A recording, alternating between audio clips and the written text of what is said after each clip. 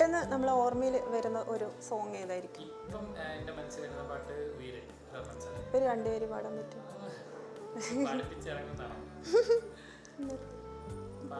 ഒരു line please.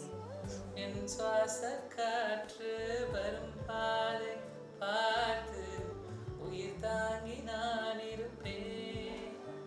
மலர் கொண்ட பெண்மை வாராமல் போனால் மலரான தீ குளிப்பேன்.